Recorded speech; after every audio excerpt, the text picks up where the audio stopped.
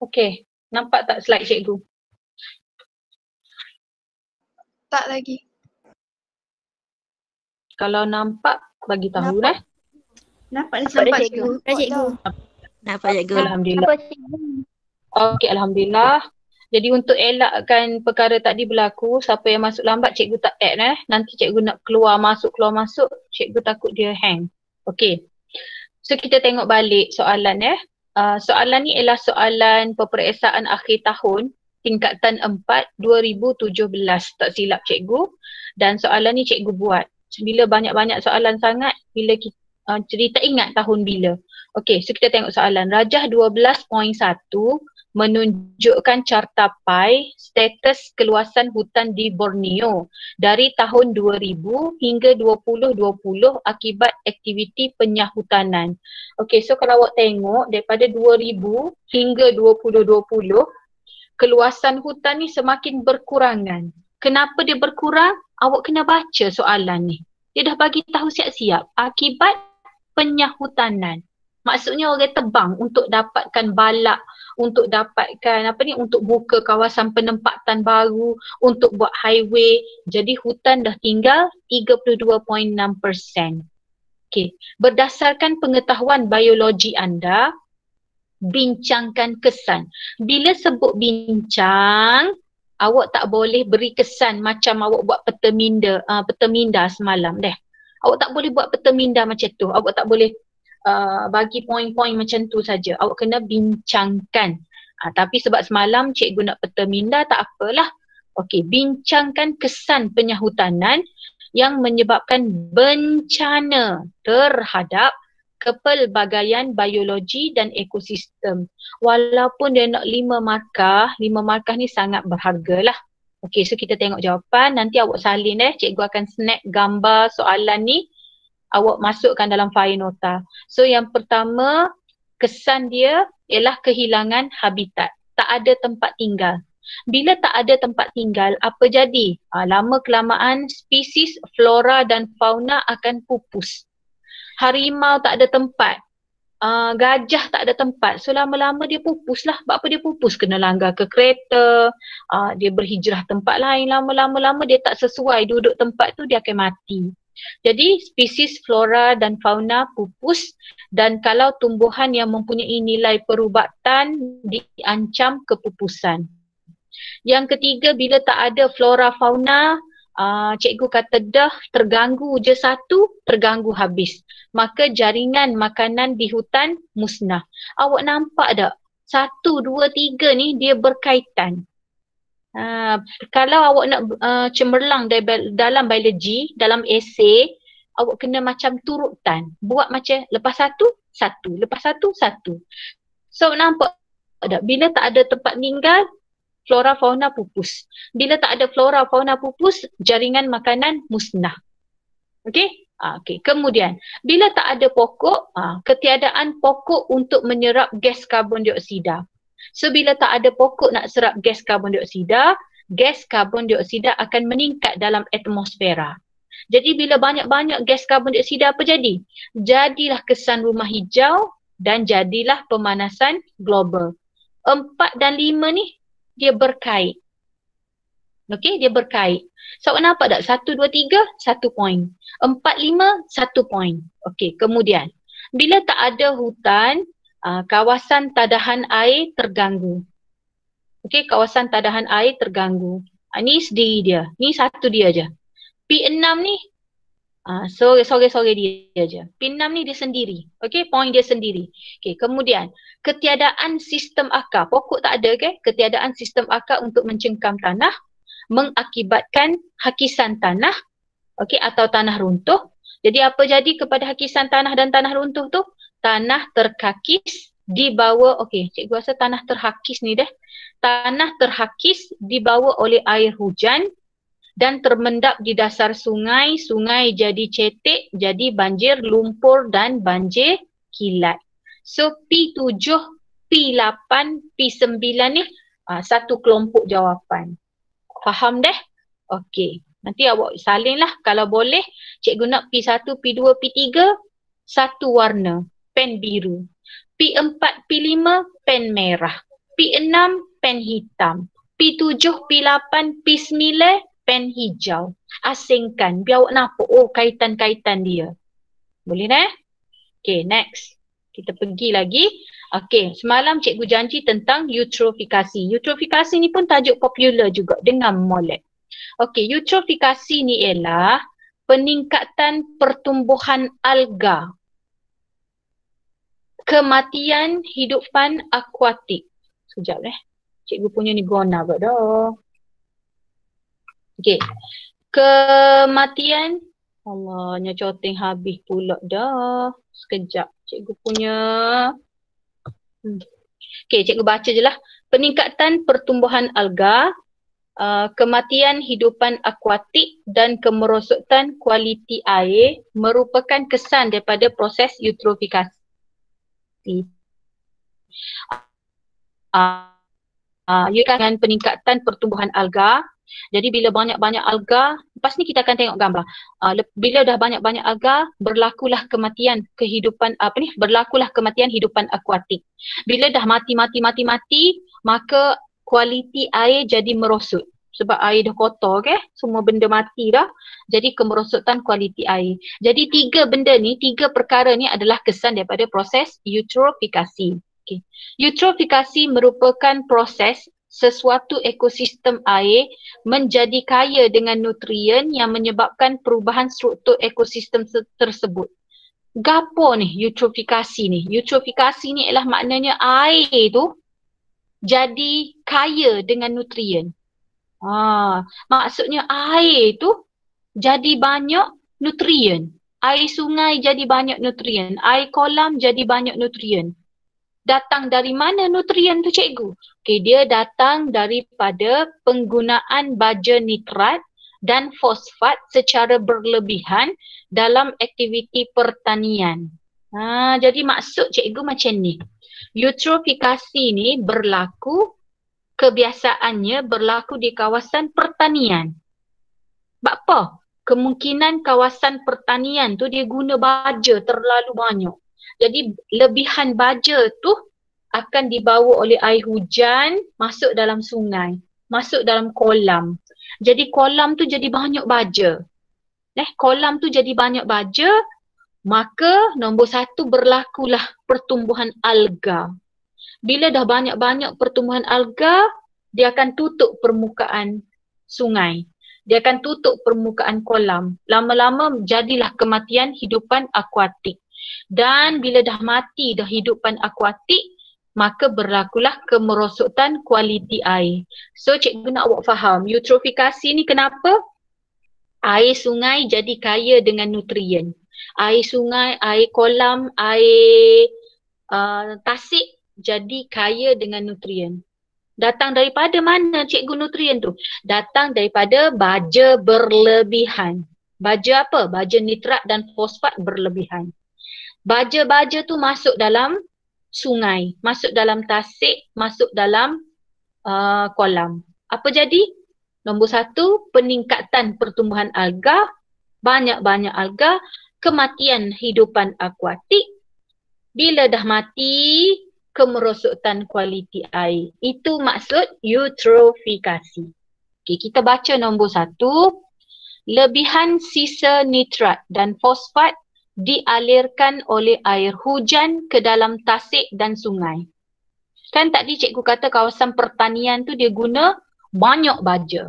Jadi lebihan baja nitrat, baja fosfat masuk dalam tasik dan sungai dibawa oleh air hujan. Nombor dua, peningkatan nitrat dan fosfat merangsang pertumbuhan alga. Sebab baja dah masuk dalam air sungai ni, maka jadilah pertumbuhan alga, jadi letusan alga banyak. Nanti cikgu tunjuk gambar lepas ni. Dan bila dia banyak-banyak, menutup permukaan air. Jadi permukaan air tu penuh dengan alga. Keadaan ini disebut eutrofikasi. Jadi bila dah banyak sangat alga atas air, keadaan ini mengurangkan penembusan cahaya matahari ke dalam air. Cikgu tak boleh nak tulis sebab bila cikgu gerakkan ni, dia akan ni. Okey, dia akan mengurangkan penembusan cahaya matahari ke dalam air. Cahaya matahari tak boleh nak masuk. Okey, tak boleh nak masuk ke dasar tu. Jadi cahaya matahari digunakan oleh alga. Kadar fotosintesis oleh tumbuhan akuatik menjadi rendah. Sebab tumbuhan akuatik ni ada di dasar kan. Jadi dia tak boleh nak buat fotosintesis. Lama kelamaan kandungan oksigen terlarut menjadi rendah. Tumbuhan akuatik tak boleh buat fotosintesis. Lama kelamaan oksigen pun kurang. Hal ini menyebabkan tumbuhan dan haiwan akuatik mati sebab tak ada oksigen dah. Oksigen terlarut kurang. Semakin banyak alga dan organisma akuatik mati, maka bila mati, cikgu kata dah, maka datanglah bakteria pengurai. Jadi semakin tinggi populasi bakteria pengurai. Bakteria pengurai benda hidup. Jadi dia akan mengurai tumbuhan dan haiwan akuatik yang mati dengan kehadiran oksigen. Bakteria ni pun benda hidup juga, organisma hidup. Jadi dia akan guna oksigen. Dah lah sikit dah. Dah lah oksigen sedikit dah, dia guna pula. Maka menyebabkan pengurangan oksigen melampau di dalam air. Awak faham ke? Ikan mati, tumbuhan akuatik mati sebab kekurangan oksigen. Bila mati, datang pula bakteria pengurai. Guna lagi oksigen, kurang lagi oksigen. Jadi, ini meningkatkan keperluan oksigen biokimia atau kita panggil BOD. Maknanya biochemical oxygen demand, BOD jadi tinggi. Tak faham cikgu? Macam ni. Bila oksigen terlarut sikit, organisma hidup nak lagi oksigen, nak lagi. Tapi oksigen sedikit. So kita panggil keperluan oksigen biokimia tinggi. Maknanya organisma hidup nak lagi banyak oksigen. Tapi oksigen tak ada. So kita panggil BOD jadi tinggi. Keperluan hendak oksigen tu tinggi. Okey. Okay, ada nak tanya tak setakat ni tentang BOD? Tak ada dah. Okey, kita tengok gambar. Sekejap Benda lah malam ni. Okey, daripada line tadi dia dah jadi problem mouse cikgu pula. Okey. Ni cuba awak tengok faktor-faktor yang menyebabkan eutrofikasi dah. Kita tengok yang pertama. Ni kawasan kebun. So, kawasan kebun ni dia akan guna baja nitrat dan baja fosfat berlebihan. Jadi bila hujan turun, baja ni akan mengalir masuk dalam sungai. So menyebabkan ekosistem tasik sungai menjadi kaya dengan nutrien. Ataupun juga akibat daripada kawasan pertenakan. Nampak? Kandang kambing. Jadi kandang kambing, najis haiwan ni pun, najis haiwan tu pun baja juga. Jadi baja pun mengalir masuk dalam tasik. Lagi kawasan pembinaan. Nitrat dan fosfat kan ada dalam tanah. So mengalir juga masuk dalam tasik. Aktiviti perlombongan. Bila dia dia gali tanah, gali, mungkin berlaku hakisan tanah. Nitrat fosfat masuk dalam tasik. Lagi rumah teres. Rumah teres ni maksud cikgu dia mesti ada sisa kumbahan ke? Sisa kumbahan, sisa deterjen, sisa dapur, ada lebihan nitrat, fosfat, semua benda tu kan baja. So masuk juga dalam tasik. Rumah pansa, mungkin air kumbahan yang tidak terawat. Air kumbahan tu pun baja juga, ada nitrat dan fosfat masuk dalam tasik. Lagi, loji kumbahan, air kumbahan terawat. Yang selebih-lebihnya mungkin terlepas ke kawasan tasik juga. Kilang, bahan buangan domestik. Bahan buangan domestik pun ada nitrat dan fosfat juga masuk dalam tasik. Jadi semua ni mengakibatkan eutrofikasi. So kita ada berapa punca eutrofikasi? 1, 2, 3, 4, 5, 6, 7, 8. Kita ada 8 punca yang menyebabkan eutrofikasi. Okey, boleh Okey. Apa itu keperluan oksigen biokimia? BOD. Cikgu suka guna perkataan BOD. Apa dia? Biochemical Oxygen Demand. Keperluan oksigen biokimia. Okey, BOD ni ialah jumlah oksigen yang diperlukan oleh mikroorganisma seperti bakteria dan kulat untuk menguraikan bahan organik di dalam air. Keperluan, maknanya dia nak guna oksigen tu tinggi. Sebab apa? Sebab dia pun benda hidup juga. Bakteria dan kulat ni benda hidup juga. Jadi dia nak guna oksigen banyak. Okey, kenapa dia nak guna oksigen banyak? Sebab dia benda hidup untuk menguraikan bahan organik di dalam air. Jadi awak tolong ingat sifir ni. Ni awak kena hafal deh. Kalau BOD tinggi, kalau BOD tinggi, keperluan oksigen tu perlu, nak tinggi, nak banyak. Maknanya menunjukkan bahawa kualiti sumber air rendah dan menandakan terdapat banyak bahan organik serta mikroorganisma terpengurai di dalam air. Okey, senang cakap macam ni. Awak buat formula, awak tulis. Cikgu tak boleh nak tulis ni. Sebab cikgu punya mouse ni berwarna. Okey, awak tulis situ. Tepi tu BOD tinggi. Okey, awak tulis BOD tinggi ni maksud dia, awak buat macam ni. BOD tinggi maksudnya mikroorganisma banyak. Cikgu ulang balik deh. BOD tinggi, mikroorganisma banyak, air kotor. Ingat dua sifir ni. BOD tinggi menunjukkan mikroorganisma banyak. Bila banyak dia nak guna oksigen banyak. Maknanya mikroorganisma banyak, air kotor. Boleh? BOD tinggi, mikroorganisma banyak, air kotor. Boleh deh? Okey.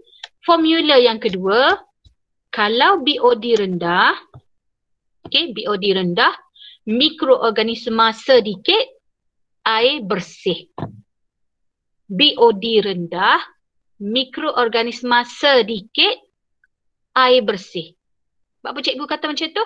Sebab bila BOD rendah, keperluan nak oksigen tu sedikit lah. Maknanya banyak lagi oksigen dalam air tu. Okey, oksigen memang banyak. Jadi mikroorganisma dia tak perlu banyak oksigen sebab dah ada oksigen dalam air. Jadi maknanya bila mikroorganisma sedikit, kualiti air baik. Kerana kandungan oksigen terlarut adalah tinggi dan banyak dan air tidak tercemar. So awak ada dua formula malam ni. BOD tinggi, mikroorganisma banyak, air kotor. Yang kedua, BOD rendah, mikroorganisma sedikit, air bersih. Boleh dah? Okey. Ni yang cikgu kata tadi. Awak nampak tak? Ni. Bila dalam air banyak baja, nitrat dan fosfat, awak nampak ni, alga ni. Inilah alga. Ni yang cikgu kata alga tadi. Alga ni warna hijau. Jadi dia pun dia ada klorofil. Jadi dia akan buat fotosintesis. Jadi makin banyak dia dapat cahaya, makin banyak dia meletus. Sebab tu kita panggil dia letusan alga. Dalam BI kita panggil algal bloom. So nampak tak banyak alga ni menutupi permukaan air. So haiwan akuatik tak dapat buat tumbuhan akuatik tak dapat buat fotosintesis. Oksigen rendah. So bila oksigen rendah gak, ikan, udang semua jadi mati. BOD tinggi. Okey, jelas Cikgu, memang ada ke eutrofikasi? Ada. Di Malaysia pun ada. Dan kalau awak tengok tasik ke kolam tu air hijau penuh dengan alga tu, maksudnya kawasan tu memang kena eutrofikasi. Okey. Okey, kita pergi pada soalan. Soalan ni pun awak kena saling dah. Okay, rajah menunjukkan kesan-kesan aktiviti pertanian berhampiran sebuah kolam. Inilah rajah dia. Dia nak tunjuknya ni. Kesan-kesan aktiviti pertanian. Tengok, aktiviti pertanian menyebabkan pertumbuhan alga secara mendadak. Lepas tu kuantiti jirim organik ikan, udang, mereput yang banyak. Dan lama kelamaan makin banyak tumbuhan akuatik dan ikan mati. Okey, soalan. Terangkan bagaimana aktiviti-aktiviti pertanian tersebut menyebabkan kematian tumbuhan akuatik dan ikan-ikan di dalam kolam tersebut. Sebab apa ikan-ikan kolam ni mati? Okey, so jawapan dia yang pertama, awak salin je nanti deh. Baja kimia. Baja kimia tu ataupun baja organik lah. Baja kimia larut dalam atau dibawa oleh air hujan ataupun sama ada baja tu larut resap masuk dalam tanah dan dibawa oleh air hujan masuk ke kolam. Bila baja masuk, nombor 2, meningkatkan kepekatan nitrat fosfat bahan inorganik dalam kolam. Mula-mula baja tu guna kat kawasan pertanian. Bila hujan turun, dia bawa masuk dalam kolam. Menyebabkan kepekatan nitrat fosfat meningkat dalam kolam. Jadi bila banyak baja, alga pun tumbuh dengan cepat dan pesat, meliputi keseluruhan permukaan air. Bila alga banyak, dia akan tutup permukaan air. Nombor 4, menyebabkan eutrofikasi. Okay, bila berlaku eutrofikasi, mengelakkan penembusan cahaya matahari sebab banyak sangat alga. Okay, jadi mengurangkan kadar fotosintesis tumbuhan akuatik, menyebabkan kurang oksigen dihasilkan dalam air. Okay, apa jadi bila oksigen kurang? Tumbuhan akuatik dan ikan mati, maka diurangkan oleh bakteria. Makin lama makin banyak, populasi bakteria pengurai meningkat. Sebab ada je benda mati, bakteria pengurai marilah. Okay. Jadi, bakteria mikroorganisma akan menggunakan oksigen terlarut dari air. Dia akan guna lagi banyak oksigen terlarut dari air, menyebabkan pengurangan oksigen melampau dalam air. Sangat sedikit atau kurang oksigen terlarut dalam air menyebabkan BOD jadi tinggi. Cikgu kata tadi bila BOD tinggi, pencemaran air berlaku, mengurangkan kualiti air, so meningkatlah pencemaran air. So kalau awak tengok sini dia nak 10 markah, kita ada 14 poin di sini. Okay, jelas Okay, seterusnya. Yang ni kita tak boleh nak buat lagi eksperimen. Okay, kalau awak tengok sini, cikgu nak awak teka malam ni cuba tengok. Dia guna air lepaip, air longkang, air sungai, air kolam, air telaga. Soalan cikgu nak soal agak-agak daripada air paip, air longkang, air sungai, air kolam, air telaga. Air mana yang menunjukkan BOD paling tinggi? Diana Adnan.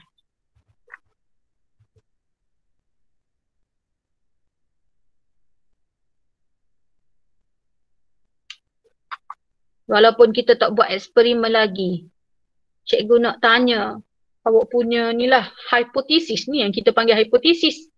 Agak-agak awak lah, air paip, air longkang, air sungai, air kolam, air telaga. Mana yang menunjukkan BOD paling tinggi? Diana Adnan. Ain Syuhada.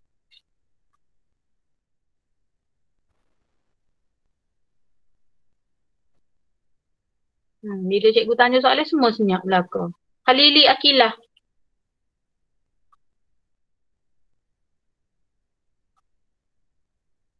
Air longkang. Apa kata air longkang? Ni siapa ni? Halili ke siapa? Diana.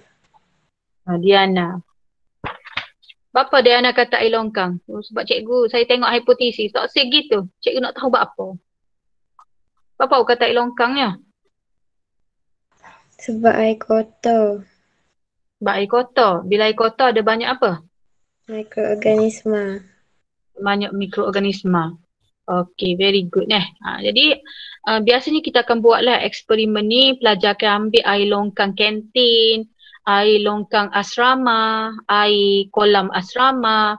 Banyaklah sumber-sumber air dan kita buat ni memanglah kadang-kadang tu air car pun ada Awak tahu dia air car atau apa dia.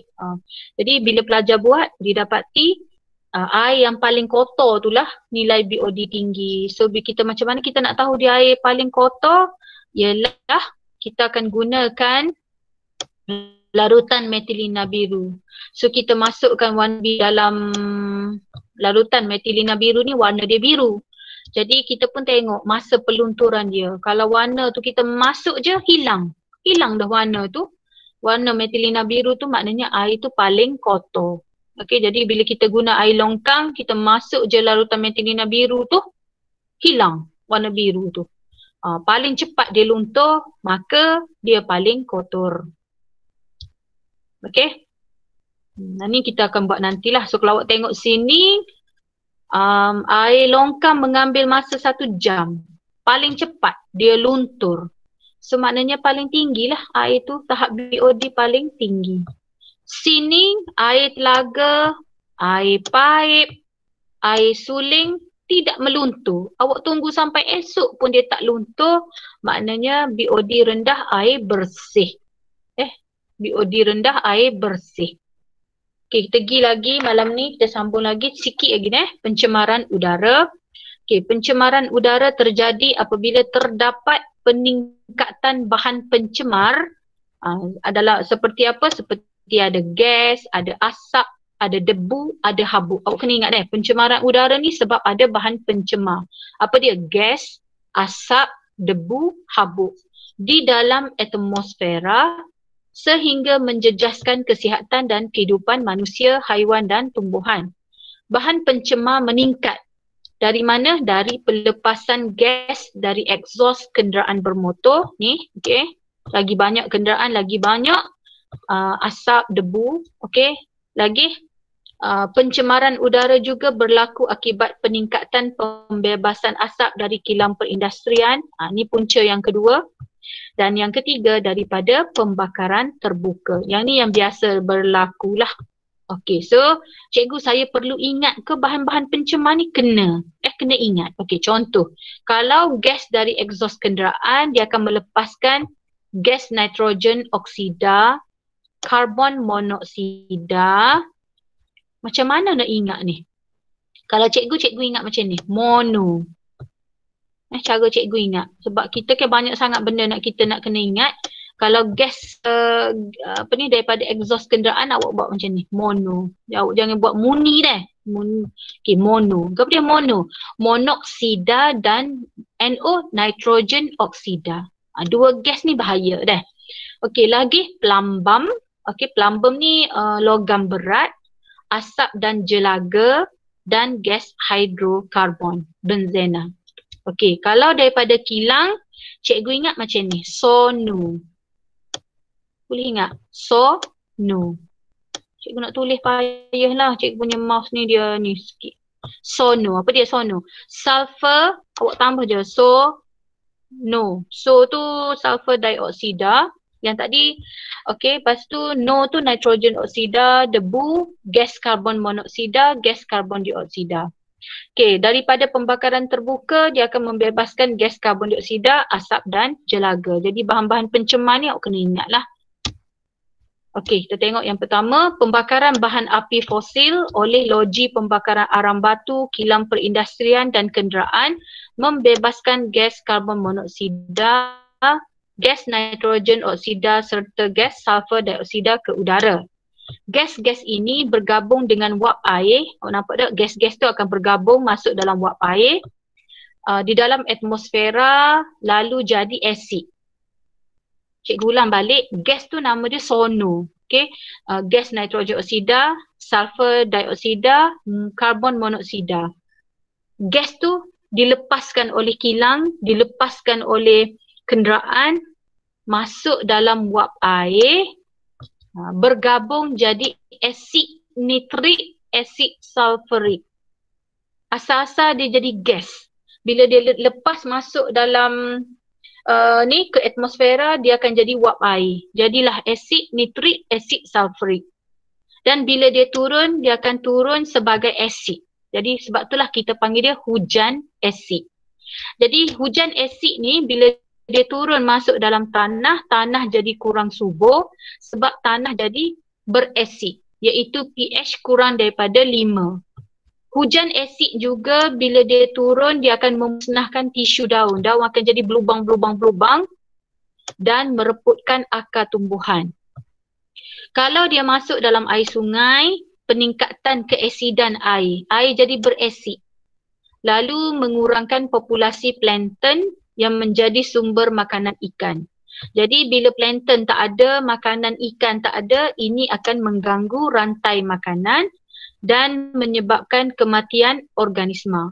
Hujan asid kalau kena pada manusia jadi penyakit kulit dan kerosakan tisu manusia. Siapa-siapa yang buat peta minda projek cikgu tu, kalau ambil tajuk ni, awak boleh lukis gambar ni, awak masuk nota dalam ni. Okey, dalam ni lengkap dah. Bergabung asid apa ni, gas apa, bergabung dengan wap air jadi asid nitrik, asid sulfurik. Bila turun jadi hujan asid, kesan kepada air sungai apa, kesan kepada tumbuhan apa, kesan kepada manusia apa. Okey. Okey. Okey, sikit lagi cikgu pergi pada soalan ni sebab berkait dengan pencemaran udara, lepas tu kita habis Okey, Raja 9.2 ni soalan teraya Kelantan tahun lepas. Soalan ni pun soalan cikgu buat juga. Okay, kita baca Raja 9.2 menunjukkan aktiviti pembakaran jerami padi. Kelantan pun ada benda ni kalau awak keluar petai-petai pagi-pagi, awak memang nampak lah kawasan sawah padi ni memang dia bakar jerami padi. Berdasarkan Raja 9.2, bincangkan fenomena. Dia tak cakap fenomena apa yang mungkin terjadi akibat pembakaran jerami padi. So fenomena dia ialah fenomena jerebu. Awak dapat 1 markah. Okey, fenomena tersebut ialah jerebu. Kenapa? Sebab bila bakar, jumlah zarah-zarah terampai di udara meningkat. Okey. Dia nak bincangkan fenomena itu. So kita bincanglah pasal jerebu ni. Okay, yang pertama, apa jadi jerebu? Akibat daripada habuk, asap, kabut, jelaga, asbut. Semua ni memang ada dalam udara tu. Ada habuk, ada asap, ada kabut, ada jelaga, ada asbut. Yang ni pun you all kena salin juga, masuk nota. Okay. Jika udara tidak bergerak, kering, cuaca panas. Kenapa jadi jerebu? Sebab tak hujan, cuaca kering, angin tak gerak. Okey. Jika tiada hujan untuk menghilangkan zarah terampai, menyebabkan gas karbon dioksida meningkat di udara dan berlakulah pencemaran udara. Okey. Fenomena ini akan memberi kesan ke atas manusia dan tumbuhan. Apa dia kesan dia? Yang pertama, menghalang jarak penglihatan, mengurangkan jarak penglihatan. So kalau banyak sangat dia akan menyebabkan kemalangan lalu lintas di darat dan di air. Yang kedua, kesihatan manusia terganggu. Beri contoh, asma, batuk, sukar bernafas, konjaktivitis, kerensaan mata. Mata jadi merah, okey, pedih-pedih, dan kalau teruk lagi jadi bronkitis. Okey, lagi zarah asap menyumbat liang stoma, menyebabkan menghalang pertukaran gas pada daun. Kadar fotosintesis berkurangan. Bila fotosintesis berkurang, mengurangkan hasil tanaman.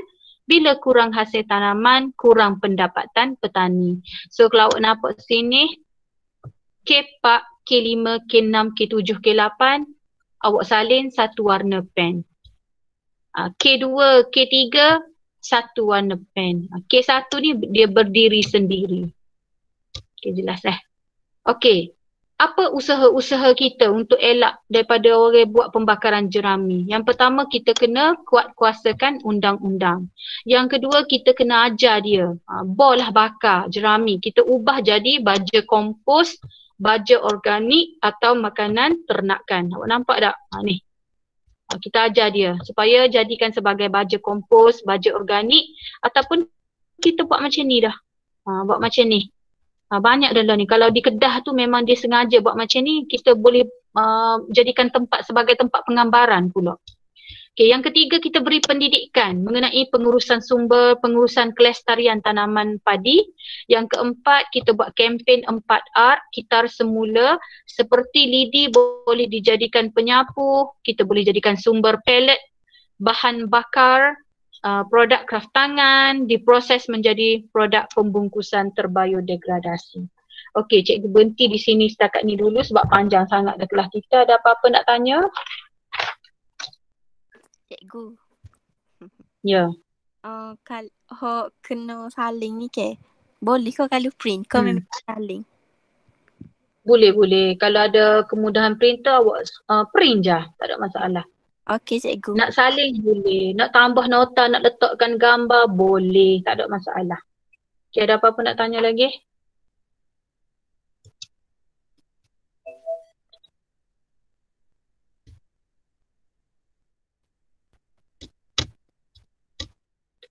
Tak ada nak tanya. Okey, selamat malam. Nanti cikgu hantar slide untuk awak salin. So tugasan awak malam ni hanya salin yang tadilah. Kalau ada kemudahan printer, print saja. Okey, Assalamualaikum. Waalaikumsalam. Terima kasih cikgu. Terima kasih cikgu. Terima kasih cikgu. Terima kasih cikgu. Terima kasih cikgu. Terima kasih cikgu. Terima kasih cikgu.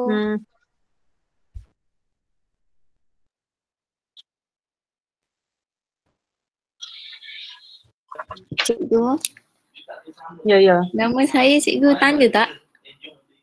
Nama apa? Puteri. Bina. Okey, beres. Okay. Okey.